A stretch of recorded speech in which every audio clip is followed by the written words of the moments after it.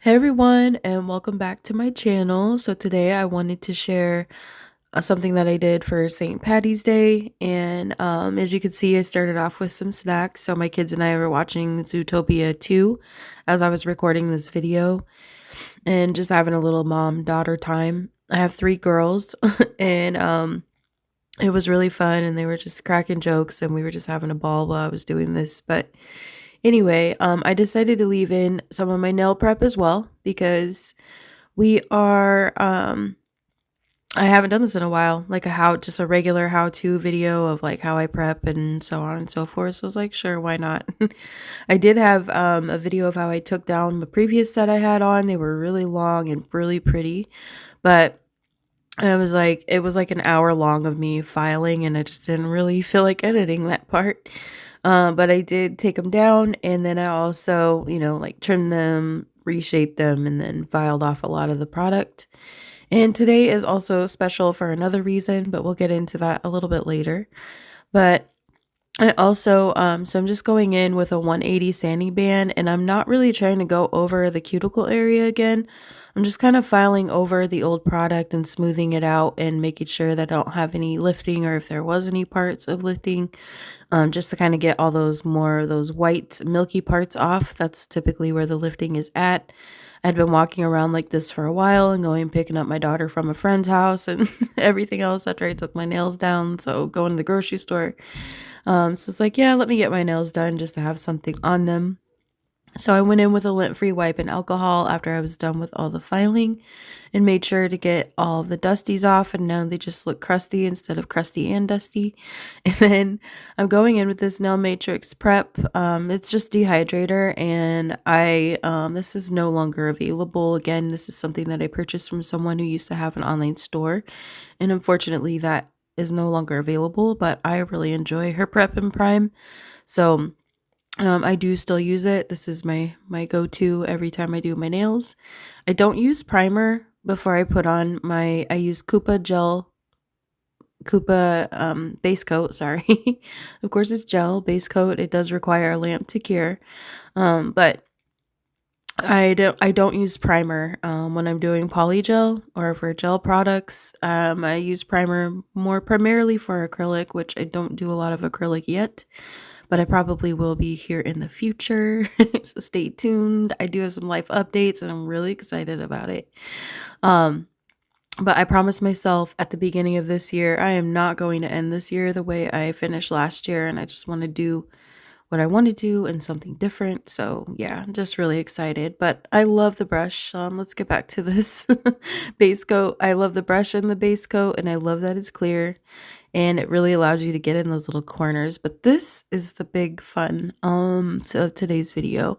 So I bought polygel from Brie Creations. I actually also bought acrylic from her as well, which is coming up in my haul video. But since today is St. Patty's Day, I just wanted to have some fun and get this video out first, and then I'll have a couple more videos to post after this one. So I promise a haul video. I swear to God it's coming. um just not yet. Just doing what I can, but thankfully today it's pretty slow at work and there's not a lot going on. I enjoy the quiet moments, for sure. But this is my tried and true polygel like brush from a polygel kit from years ago. And the brand is called Landfo. And I actually really like their polygel as well, but I haven't bought anything from them in quite a while because I usually tend to go for Makartt.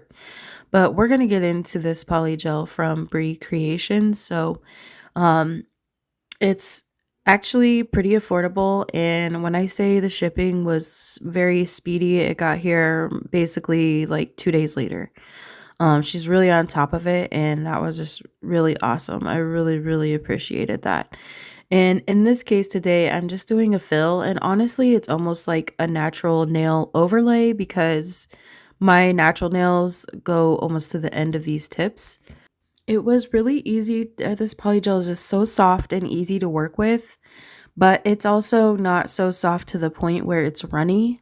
So sometimes when polygel sits on your natural nail too long, That naturally the warmth of your nail softens the gel up a little bit, the gel part of polygel. And it just it doesn't do that. It doesn't run back in your cuticles, and you're going to see that here shortly. I do all 5 of my fingers and at one time because I'm really trying to just get faster at service and etc. And so I was like, I'm going to try to do that and just make sure that it doesn't run in my cuticle. And you can also see I'm not using a lot of rubbing alcohol. I don't like when you get like that white crusty part around your cuticle when you cure it, because all the alcohol is like dripped back into your cuticle if you have too much on your brush. That just really irritates me, and I'm really trying to get better at that part as well. But this polygel just made it really easy to have a nice seamless transition for when your nails grow out and different things like that. It just looks really beautiful, and I love this color. It's color number 7, and it's like a really pretty like bubblegum pink. It's not too sheer, but it's not too opaque, and it's just really cute. It just is really complimentary to a lot of nail sets that you would want to do with a nude base underneath, whether you're doing Frenchies or anything like that. It's just really, really cute. So again, I really love this color. Now it's going to look like I don't really have an apex, but that is because the end or the edge of my nail, the free edge is kind of thick still. But once I file and shape them, I do get that edge and make it a little more finished. Finish it off, make sure it's more thin and not as thick. You'll also see I kind of go back in here in a second, and I'm just like looking at the shape, making sure that there is at least a little bit of an apex. But again, once I file my cuticle and the free edge, then everything will look really shaped up and give me like that little structure that I'm looking for. But again, this is mostly over my natural nail, so you really don't need the nail to be too thick, or you don't really have to have that high of an apex, because you're not trying to, you want the nail to be strong as it grows out, but you're not trying to cover the free edge as much, if that makes sense, where the free edge meets the nail tip. But again, this is mostly my natural nail. But I definitely don't want my natural nails to break, so I do like them just a little bit thicker. They just ended up looking really cute, and again, I just really love this almond shape. It's really easy to do, and it's a lot easier to type and get things accomplished at work. So, um, yeah, and just I have a, mom, I have a busy lifestyle. It gets crazy, but again, I am going in with a lint-free wipe and alcohol, and I am wiping off that tacky layer. So I did cure this for 60 seconds, and the polygel cures beautifully within that 60 seconds. Again, it's not super thick, so I had no problems with it curing or anything like that. I also, like I mentioned, had this color on before or prior to. I did use this in my previous set, so it did not lift at all from my previous set. So natural nail prep is very important, along with the fact that mixed with the product that you use, and I really, really do enjoy her polygel. So I went in with some matte top coat, and then I'm going to take this Model 1's shiny top coat, and I'm going to put a little bit on my palette. I cured the matte top coat for 90 seconds because I am going to go in with some chrome powder. I did get some inspo for this design, and I really, really liked how it looked, and I think it would look better on longer nails. Yes, I think it would.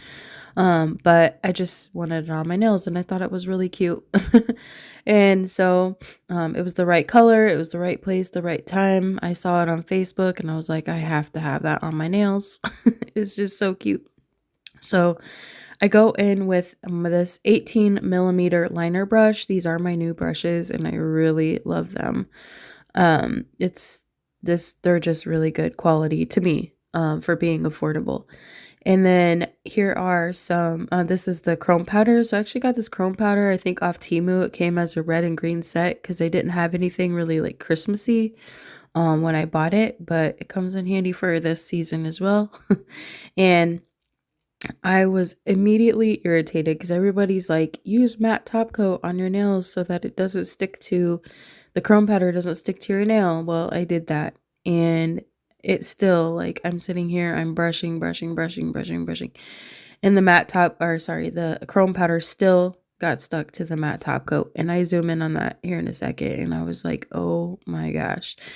And I don't know, it just looks messy to me. So I think next time I'm going to use my Koopa shiny top coat, because I know chrome powder will not stick to that if you cure it for longer than a minute. So I think I'm just going to try it over shiny top coat next time. Now, I know that chrome powder, I don't know what my daughter's doing right here, but I know that chrome powder sticks to shiny top coat, right? Because I used the Model 1 shiny top coat, but I only cured the Model 1 shiny top coat for 30 seconds. That is my favorite top coat to do chrome powder with, ironically. But the Koopa top coat, like, you're not getting anything to stick to that if you fully cure it. So I think I might try that next time. But back to the nails. I did wipe the line off a little bit on accident, but you know, the good thing about that is that using alcohol actually helps fix like scratches and chrome powder and helps you go back over it. If you just wipe it off with a little bit of alcohol, let it dry a little bit, and then go back over the error, then I don't know what the secret is with rubbing alcohol, but it helps you cover it again. So that's really nice. But after I was done with the little line down the middle, I did go in with my shiny top coat and make sure that everything was sealed in, because this was a lot of work and I just didn't want it, the whole entire thing, to get erased when I do anything else. So I cured that for 60 seconds, because normally I cure my top coat for 2 minutes, but I already knew I wanted it mostly fully cured, but I was going to go in and cure it after I put these rhinestones on, so I didn't put it in for 2 minutes initially.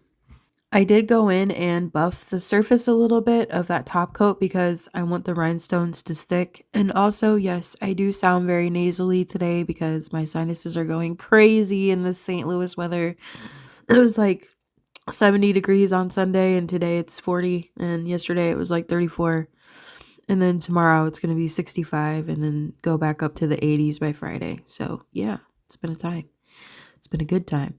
But in my last video, I mentioned what I do with caviar beads. So you're going to see that here in a second. I put a little bit of rhinestone gel. Makartt is my tried and true rhinestone gel. No matter what, I can never deviate from this. I don't know why. I just love it. It just works really well for me. So I went ahead and put a little bit of rhinestone glue on my palette, and then I put it on my finger where I want to put the rhinestones on my hand. Then I dipped the end of this rhinestone picker in the rhinestone gel, and I just go in and I pick up a lot of caviar beads. Now, I didn't think I would be using a lot of these, but you'll see by the end of the video, I'm glad that I did.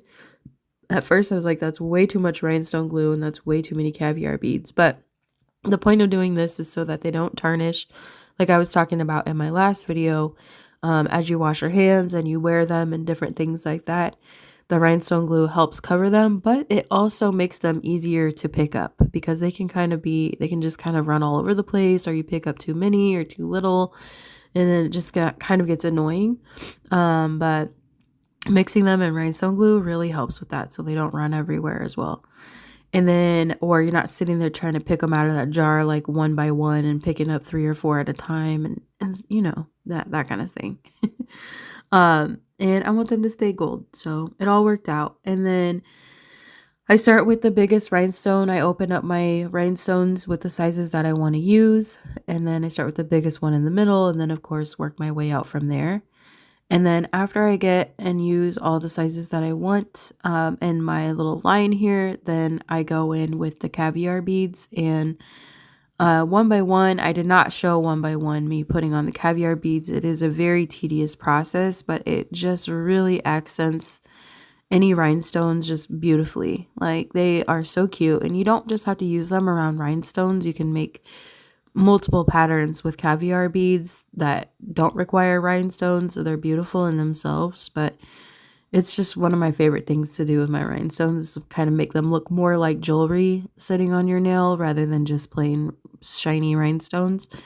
It's just really a nice quick upgrade to what you have going on. But anyway, So I tried to record my thumb, and for whatever reason, I paused the recording. Who knows what my kids wanted at this point.